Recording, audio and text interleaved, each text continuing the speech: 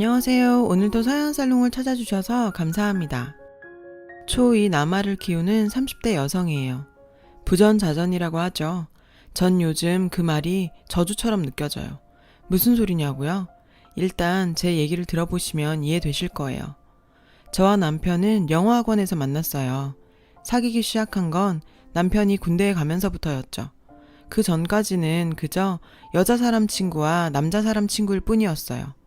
근데 군입대 전날 남편한테 사귀자는 얘기를 듣게 된 거죠. 제 친구들은 다들 미쳤다고 했어요. 딱 봐도 남편이 보험 드는 거라고 절대 사귀지 말라고 했죠. 하지만 그때만 해도 전 친구들의 조언이 전혀 귀에 들어오지 않았어요. 그래서 사귀기로 했죠. 그런데 군복무를 마치고 제대한 남편이 대뜸 헤어지자고 하더라고요. 말다툼을 하거나 그런 적도 없는데요. 그 순간 알았어요. 친구들 말이 맞았다는 걸요. 이유를 물어보니 아무리 생각해도 우린 잘 안 맞는 것 같다나요? 그걸 제대하고 나서야 알았냐고 구체적으로 어떤 점이냐고 물었더니 말로 설명하기 힘들대요. 처음부터 그런 이유 따윈 없었어요. 보험이었을 뿐이에요. 그때 이 인간의 본성을 알아버렸죠. 전 시간을 좀 달라고 했어요. 그리고 집으로 돌아와 며칠 밤을 새우며 생각에 생각을 거듭했죠. 뭐하러 그렇게까지 했냐고요? 사실 그때 제 뱃속엔 아기가 있었거든요. 남편 말년휴가 때 생긴 아기요. 그날도 임신 얘기를 하려고 만난 거였는데 남편이 선수를 쳐서 헤어지자고 한 거죠. 솔직한 심정으로 아이만 생기지 않았다면 전 그때 남편과 헤어졌을 거예요. 남편이 헤어지자고 한 그 순간 이미 남편에 대한 신뢰는 깨졌으니까요. 그렇다고 수술을 할 수는 없었어요. 사고를 쳤건 실수를 했건 어쨌든 저랑 남편이 만든 아이인데 우리 사이에 필요하지 않다고 그 아이를 세상에 태어날 기회조차 주지 않는 건 너무하잖아요. 20대 초반 나이에 미혼모로 사는 것도 무섭고 끔찍했어요. 남편이 자꾸 제 전화를 피해서 할 수 없이 무작정 남편 집으로 찾아갔어요. 하지만 집 앞에서 서성대기만 할 뿐 벨도 누를 수 없었죠. 그때였어요. 누구세요? 시어머니였어요. 전 꼬박 인사부터 했어요. 태욱이 찾아온 모양이네. 근데 어쩌지? 태욱이 친구들이랑 워터파크 갔는데. 아, 네. 그럼 안녕히 계세요. 그렇게 돌아서려는데 어머님께서 절 부르셨어요. 더운 날 여기까지 왔는데 들어가서 시원한 음료수라도 한잔 하라고요. 어머님 손에 이끌려 집으로 들어갔어요. 차는 뭘로 줄까요? 커피? 아니면 오렌지 주스? 전 커피로 달라고 했어요.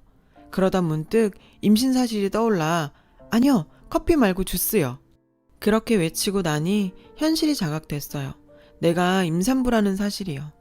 그리고 나니 나도 모르게 눈물이 나더라고요. 울고 있는 절 보시곤 어머님께선 잠시 말없이 제 옆에 앉아 계셨어요. 죄송합니다. 이러려고 온 건 아닌데. 혹시 우리 태욱이랑 무슨 일 있었어요? 괜찮아요. 얘기해봐요. 너무나도 다정한 어머님의 그 말에 전 봉인해제가 되고 말았어요. 그리고 엉엉 울면서 그동안 남편과 사귀었던 것과 제대 후 남편의 일방적인 이별 통보, 그리고 임신 사실까지 모두 말해버렸어요. 얼마 뒤 남편한테 전화가 왔어요.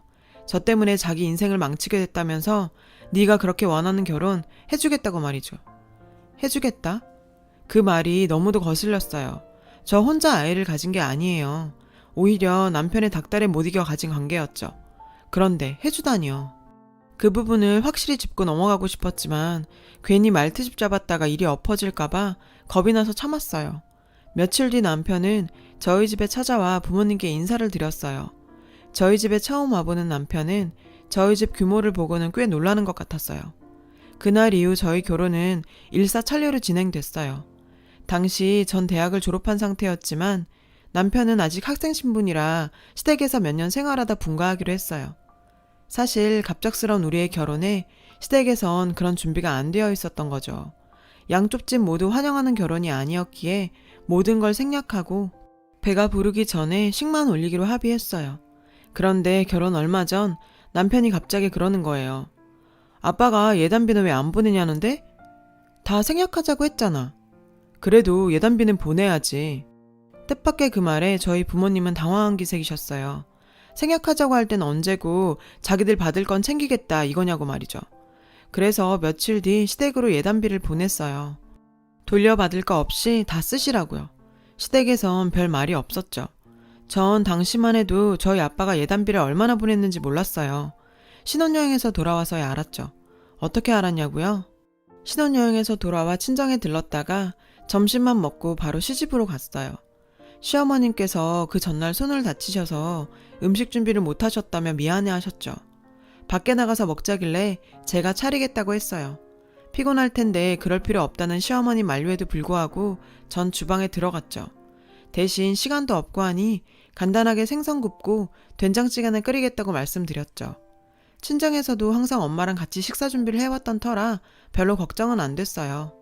고등어도 잘 구워졌고 찌개도 끓어서 다들 나오시라고 했죠. 아버님과 남편, 어머님 저까지 식탁에 둘러앉아 차돌 된장찌개에 저녁을 먹었어요. 어머님께선 신혼여행은 어땠는지, 친정 부모님께서 막내딸 시집 보내시고 적적해하지 않으시냐 등등 이런저런 것들을 물으셨어요. 그런데 지금까지 아무 말씀 없으시던 시아버지께서 숟가락을 식탁에 탁 내려놓으시더니 에잇, 생각할수록 화딱지 나서 얘 아가, 너 말이다. 우리 집이 그렇게 우습게 보이냐? 아버님께선 다짜고짜 제게 물으셨어요. 네? 아버님 그게 무슨 말씀이세요? 그러지 않고서야 어떻게 네 친정 부모님은 그러실 수가 있냐? 내가 아무리 잊으려고 해도 괘씸해서 잊을 수가 없어. 예단비 말이다. 내가 어느 정도만 돼도 이렇게 화는 안 낸다. 듣자 하니 내 친정이 꽤 산다던데 혹시 너 집 밖에서 나온 자식이냐? 아니 아버님 무슨 그런 말씀을. 아니 그렇지 않고서야 어떻게 예단비를 꼴랑 300만 원 보낼 수가 있어. 내 살다 이런 수모를 당하고 널 며느리라고 드려야겠냐. 숟가락으로 식탁을 탁탁 치시던 시아버님은 흥분하신 나머지 숟가락을 제 쪽으로 던지셨어요. 그리곤 그 숟가락은 제 이마에 딱. 아야! 저도 모르게 소리가 나왔고 그 자리에 앉아있던 모든 사람이 놀랐죠. 아버님도 움찔하시는 걸 보니 좀 놀라는 눈치셨지만 하지만 별다른 말씀이나 사과 없이 그대로 방으로 들어가 버리셨어요. 그때까지만 해도 제 나이가 어려 예단비를 얼마나 해야 하는지도 몰랐어요. 다만 아버님 행동으로 보아 우리 부모님이 좀 적게 보냈다는 것만 어렴풋이 알았던 거죠. 암튼 그 예단비 때문에 전 지금까지도 시아버지한테 미움받고 살아요. 툭 하면 사진첩에서 옛사진 꺼내보는 것처럼 예단비 얘기를 꺼내시죠. 질리지도 않고 말이에요. 저희 결혼 생활은 이렇게 시작됐어요. 예단비 때문에 며느리가 마음에 안 드시는 시아버지와 애정 없는 상태에서 애 때문에 살게 된 남편. 이 두 사람은 제 인생의 지난 8년을 망가뜨린 주범들이에요. 다 끝난 사이에서 아이 때문에 결혼한 남편과 전 서로 간에 좋은 감정이 남아있을 리가 없었죠. 우린 어른들이 하는 아이 때문에 산다는 말을 실감하며 살았어요. 남편은 졸업 후 금융 관련 회사에 취직을 했어요. 아버님 입김도 있었지만 워낙 처세에도 능해서 동기들보다 승진도 빨랐죠. 덕분에 40평대 아파트를 사서 분가를 할 수 있었어요. 누가 봐도 능력 있는 남편이었죠. 하지만 남편의 능력은 일적인 것 외에도 있었어요. 바로 여자 관계였죠. 남편은 신혼 초부터 바람을 피웠어요. 제가 아이를 낳고 산후조리를 할 때도 남편에겐 여자가 있었어요. 처음엔 그래도 일말의 양심은 있었는지 감추는 척이라도 했어요. 그런데 지금은 그런 노력도 안 해요. 일부러 보란듯이 여자들과 1박 2일로 스키장도 가고 골프 여행을 다녀요. 전 그런 남편 때문에 스트레스성 폭식증에 걸려서 지난 몇 년간 걷잡을 수 없이 살이 쪘어요. 몸이 그렇게 되다 보니 남편은 더 저를 멀리했고 전 우울증과 대인기피까지 겹쳐 약 없이는 생활이 힘들 정도가 됐죠. 하루는 안부차 전화를 해온 작은 올케한테 울면서 지금까지 일들을 털어놨어요. 남편의 외도 사실도 말이에요. 그랬더니 아가씨 그러지 말고 한 여기서 1년만 와서 살다가요. 아가씨 계속 그러다간 큰일 나. 예술이 생각을 해야지. 애 데리고 어학연수 간다 말하고 1년만 보내달라고 말해봐요. 알았죠? 집은 오빠한테 말해서 구해줄 테니까. 전 큰 기대 없이 지푸라기라도 잡는 심정으로 남편한테 얘기했어요. 그랬더니 남편이 흔쾌히 가라는 거예요. 시부모님께는 자기가 얘기를 해주겠다면서요. 남편의 그런 모습에 고마웠어요. 시아버님께선 반대를 하셨지만 남편이 처형이 집도해준다 그랬다며 돈 안 들이고 애 어학연수 시킬 기회인데 왜 마다하냐고 아버님을 설득했어요. 결국 전 아이를 데리고 오빠네가 있는 토론토에 갈 수 있었죠. 토론토에 도착해보니 작은 오빠 내외가 모든 걸 다 준비해뒀더라고요. 오빠네 둘째랑 우리 예솔이가 동갑이라 학교 소속도 올케가 다 처리해줬고요. 전 도착해서 한 달 동안은 약을 끊고 먹고 자는 것만 했어요. 올케가 곁에서 많이 도와줬죠.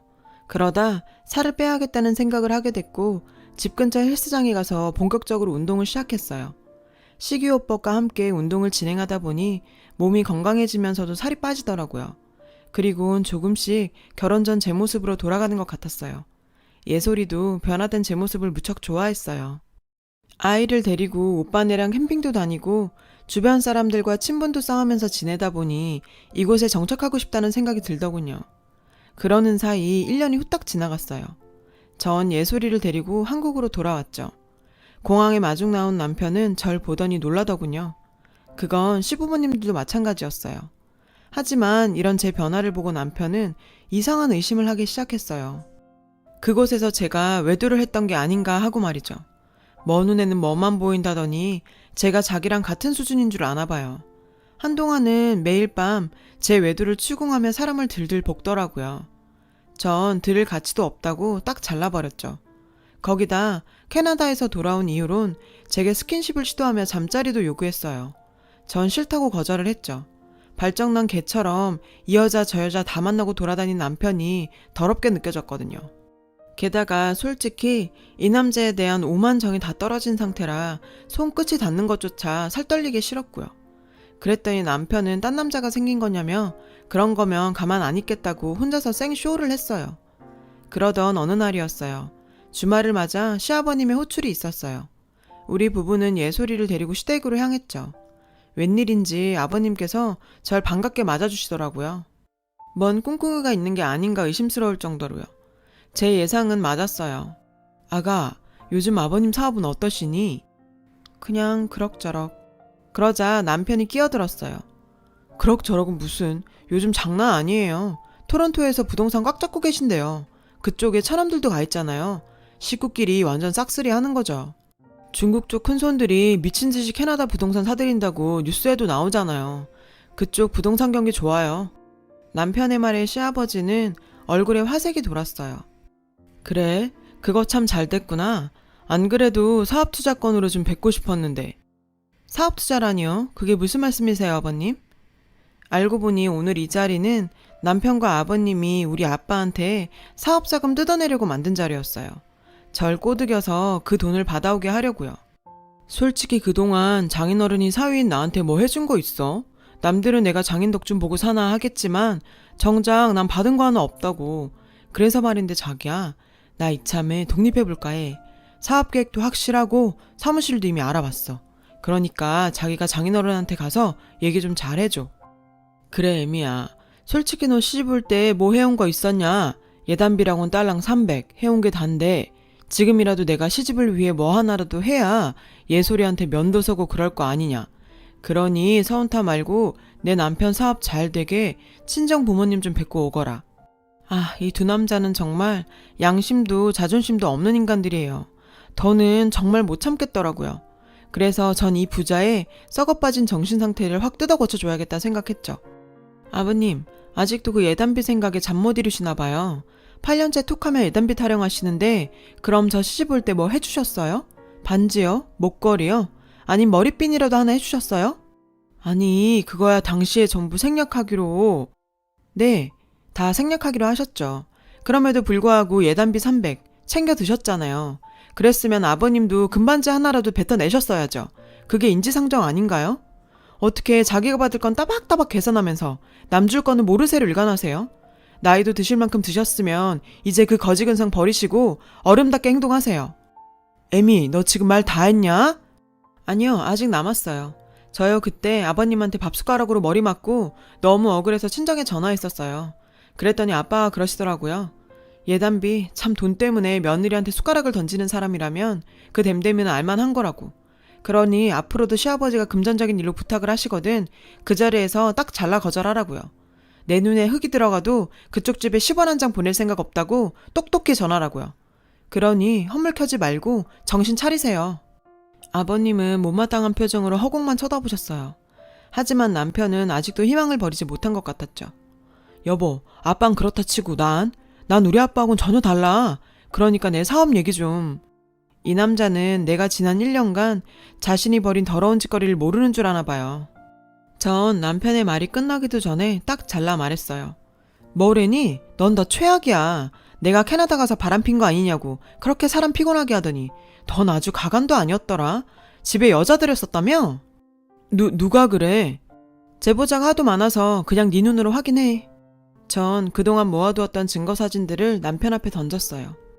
주변 사람들한테 그 여자를 네 부인이라고 소개하고 다녔다며. 이 인간아, 그 아파트에 예솔이 유치원 동창만 10명이 넘게 살아. 엄마들이 그런 일들을 그냥 넘길 것 같아? 불륜? 보는 즉시 내 카톡에 사진이랑 같이 쏴줘. 딸한테 창피한 줄을 좀 알아. 심지어 니들이 동네에서 어딜 돌아다녔는지 동선이랑 행동이 패턴까지 낱낱이 톡에 올라온다고. 그래놓고는 누가 바람을 펴? 결혼해서 이날 이때까지 네가 여자들 만나고 다닌 거 내가 몰라서 가만히 있었던 거 아니야. 오늘 같은 때를 기다린 거지. 캐나다에서 생활하면서 내가 깨달은 게 한 가지가 있어. 내가 나를 사랑하지 않으면 세상 누구도 나를 사랑하지 않을 거란 거. 한국에 있을 땐 늘 너한테 기대 사는 것만 생각했어. 그래서 버림받으면 어떡하지? 어떻게 하면 네가 날 봐줄까? 그런 생각에 빠져 사느라 정작 날 돌보지 못했어.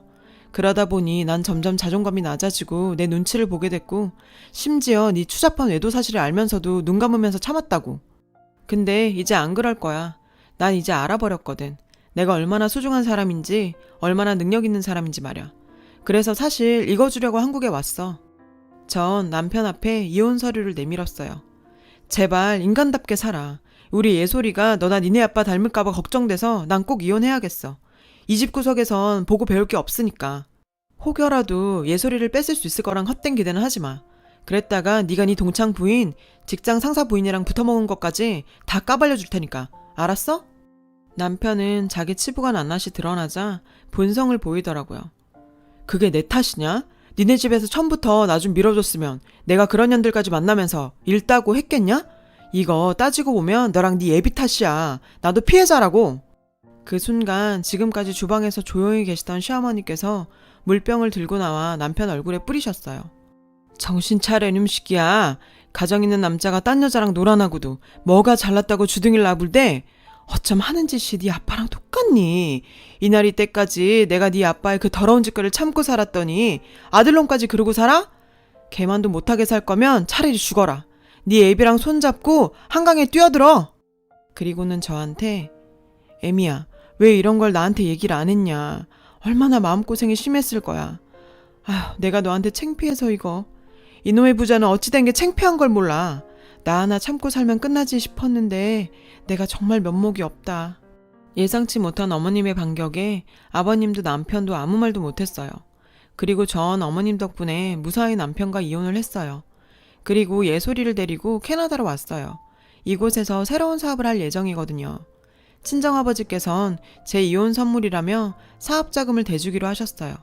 대신 앞으로 절대 남자한테 기대서 제 인생을 낭비하는 짓은 하지 말라고 하셨죠. 스스로 바로 설 수 있는 멋진 엄마로 살아야 예솔이도 엄마를 보고 배우게 될 거라고요. 전 꼭 그러겠다고 약속드렸어요. 다시는 예전의 나로 돌아가고 싶지 않으니까요.